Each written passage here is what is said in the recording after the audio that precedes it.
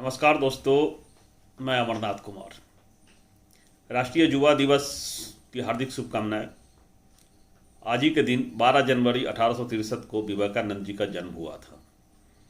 उनके महान विचार थे, पता ही आपको उन्होंने क्या क्या शिक्षा दिया।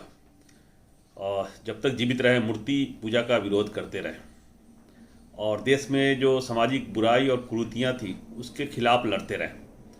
उनका हिंदुत्व का जो एजेंडा था उसमें सब लोग शामिल थे, दलित पिछड़े सब लोग। और उनके लिए ये नहीं था कि सवर्ण ही हिंदू बनेगा बाकी नहीं बनेगा। आप पढ़ लेना, उनकी जीवनी पढ़ लेना, चाहे उनका बायोग्राफी पढ़ लेना, तो आपको पता चलेगा। वो सबको साथ लेके चलना चाहते थे और देश के युवाओं के वो प्रेरणा स्रोत रहे हैं। आज मुझे एक वीडियो मिला ट्विटर के माध्यम से। उस वीडियो में जम्मू कश्मीर के युवा हैं जो अपने देश की सेवा करना चाहते हैं और उनका अलग अलग विचार है। इस देश के साथ है क्योंकि देश की धरती, भारत की धरती सब प्यार करता है, चाहे जम्मू कश्मीर का हो, लद्दाख का हो, कहीं का हो, देश में रहने वाले लोग। सिर्फ हम लोगों के बीच नफरत फैलाया जा रहा है कुछ लालची लोगों के द्वारा, सत्ता लोभियों के द्वारा, जिसको हर हाल में सत्ता में रहना है, चाहे किसी पार्टी में रहे। आप देख ही रहे हैं कि नेता इधर से उधर जंप करके जा रहे हैं, बरसाती मेढक की तरह। जब हार का डर हुआ तो इधर से भाग रहे हैं, उधर से भाग रहे हैं। तो नेता का काम है सत्ता में बने रहना, हम लोगों को बांटना। ये युवा क्या कर रहे हैं, पहले जम्मू कश्मीर के, ये 1 मिनट का वीडियो, फिर मैं आपसे बात करता हूँ।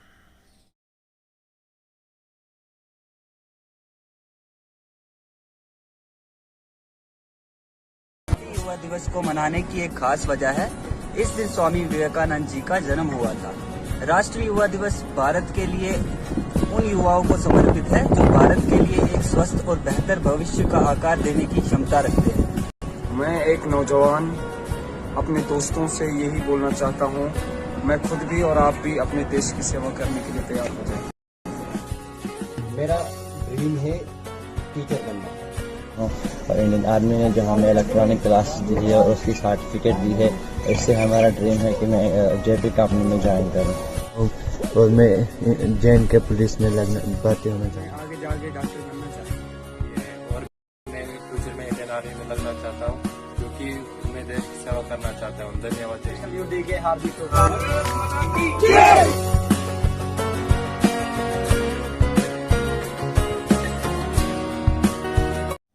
कितना खूबसूरत संदेश दिया है इन लोगों ने।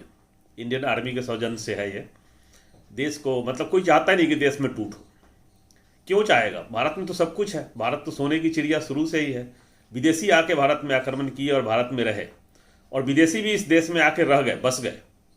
तो भारत सोने की चिड़िया थी और सोने की चिड़िया अभी भी है। इसको नोचा जा रहा है, धीरे धीरे करके पंख नोचा जा रहा है, बर्बाद किया जा रहा है, और हम सब को बांट के ये किया जा रहा है। अगर हम एकजुट होते तो ऐसा नहीं होता। हमें अलग अलग जातियों, धर्म में बांट दिया गया है और लालची लोग सत्ता पर बैठे हुए हैं। हमें इन सब से निकलना पड़ेगा। आपको पता है कि मैं कितना बनाया हूँ वीडियो प्राइवेटाइजेशन के खिलाफ, निजीकरण के खिलाफ, बहुत सारे वीडियो बनाया, और उन सब में मैंने कहा था कि देखना ये सब एक दिन डूब जाएंगे। ये भी प्राइवेट कंपनियां हैं वो गायब हो जाएंगे, भाग जाएंगे। आपने देखा, पास्ट का भी दिया था रेफरेंस, जिसमें विजय माल्या हो, चाहे बहुत सारे कंपनी जो भागे डूब के, चाहे नीरव मोदी हो, मेहुल चौकसी हो, वो सब बैंक के पैसे लेके भागे। उसमें बहुत सारे गुजरात के उद्योगपति हैं जो पैसे लेके भागे। अभी एक अनिल अंबानी के लिए भी बोला था मैंने, और वो सत्य भी हुआ। वो दिवालिया घोषित कर दिया, 80-85 हज़ार करोड़ रुपए खा गए। अपनी सारी संपत्ति धीरे धीरे अपने भाई को बेच दिया। बाद में दिवालिया होने के बाद उसने टेक ओवर कर लिया और देश का पैसा डूब गया। अब देखिए क्या हुआ। बीएसएनएल को कमज़ोर किया गया, जियो को लाया गया। अब जियो के लाने के बाद क्या हुआ, बीएसएनएल धीरे धीरे कमज़ोर होता गया, फिर आइडिया भी कम हुआ, वोडाफोन भी कमज़ोर हुआ। ये तो एयरटेल बच गया किसी तरह से, अदरवाइज एयरटेल भी खत्म हो जाता। अभी वो कर्ज में डूबा हुआ है। अब वोडाफोन ने मना कर दिया, भाई हम नहीं चलाएंगे इस देश में, हमसे नहीं चल पाएगा, हम नुकसान में हैं। और हम उनके बहुत पैसे, सरकार के पैसे थे जो नहीं दे पा रहा था, उसने सरकार को कंपनी दे दिया कि ये ले लो। और सरकार ने उसमें अपना हिस्सेदारी खरीदा है। आप सोच सकते हैं, एक तरफ निजीकरण किया जा रहा है और एक तरफ इस प्राइवेट कंपनी को बचाने के लिए सरकार ने उसमें अपना पैसा डाला। अब आपको पता है कि क्या चल रहा है, क्या हुआ निजीकरण का फायदा। ये तो निजी कंपनी थी ना, तो फिर इसको बेल आउट देने का क्या मतलब। तो जब कंपनी डूबने लगेगी, निजी कंपनियां ऐसे ही बाद में हाथ खड़े कर देगी लूटने के बाद, बोलेगी अब मेरे से नहीं चलेगा, फिर आप कहाँ जाओगे। और कुछ चीज़ें को प्राइवेट सेक्टर को नहीं देना होता है, कुछ चीज़ें अपने हाथ में रखनी होती है। जैसे कि एविएशन, अपनी जो एयर इंडिया थी उसको हाथ में रखना था, उन्होंने बेच दिया। जब संकट की घड़ी आएगी तब आपको पता चलेगा कि क्या होगा। बहुत बार एयर इंडिया ने लोगों को बचाया है, विदेशों से ढो के लाया है।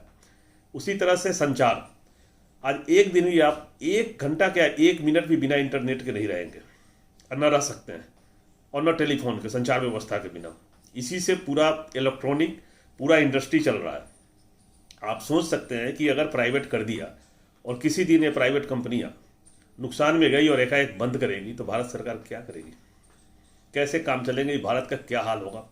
संचार व्यवस्था हमेशा अपने हाथ में रखना होता है। तो BSNL इसके लिए अब सरकारी कंपनी थी, वो आपका अपना था और उसको बचाना था। उसको बर्बाद किया जा रहा है, उसको बचाया नहीं जा रहा है, और संकट आएगा भविष्य में इसी तरह से आएगा। ये प्राइवेट कंपनियां, जियो भी एक दिन बेच के भागेगा, वो भी, उसके पास भी तो पैसा बाकी है सरकार का। आप देखिए, हिस्ट्री निकालिए, आप गूगल में देखिए कितना का बकाया है, एयरटेल का देखिए कितने का बकाया है, आपको समझ में आ जाएगा।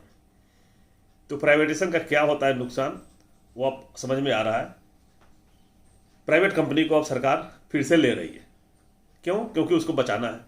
उसने मना कर दिया, बाद में उसको बेच देगा, किसी के साथ टैग कर देगा, लेकिन अभी अपना पैसा दिया, अपना पैसा दे के ले लिया, अब फिर इसको किसी के साथ टैग कर देगा। पैसा किसका बर्बाद हुआ? आपका, टैक्स पेयर का मनी।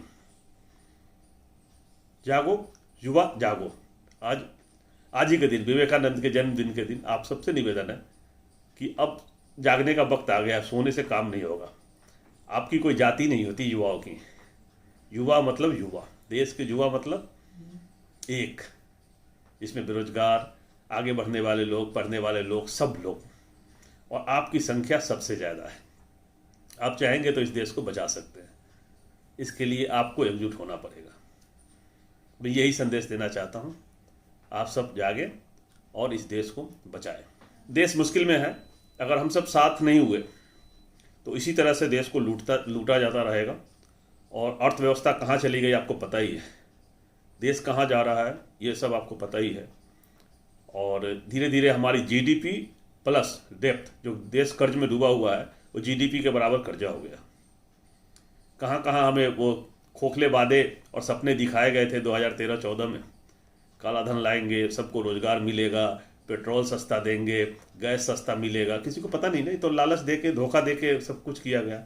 हम उस धोखे में, जाल में फंसते गए, और देश गलत हाथों में है। अभी सब मान रहा है और सब बदलाव की उम्मीद कर रहे हैं, और उसके लिए वोट करना पड़ेगा, आपको आगे आना पड़ेगा, जागरूक होना पड़ेगा, अपने घरों से निकलना पड़ेगा, तभी होगा।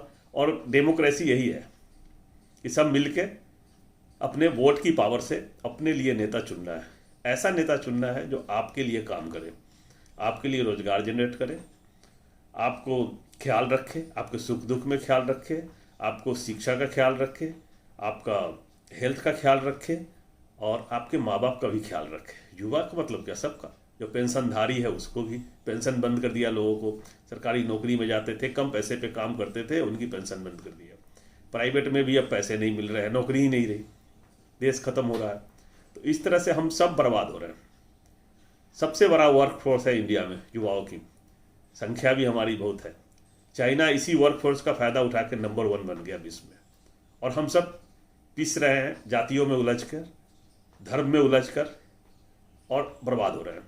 घर से निकलो वोट दो, डर अपना छोड़ दो। घर से निकलो वोट दो, डर अपना छोड़ दो। डर के धंधे करने वालों को करारी चोट दो। डर के धंधे करने वालों को करारी चोट दो। चोट दो, चोट दो। इन सबको रोकना पड़ेगा। हम सब जब तक जागरूक नहीं होंगे नहीं होगा, और इसको देश की युवा ही कर सकता है। आपकी जो आंखें हैं ना, वो सब जगह होती है, सबके साथ जुड़े होते हैं, सूचना आपके पास है। आप लोगों को जागरूक करें, आगे बढ़ें। जय हिंद, जय भारत।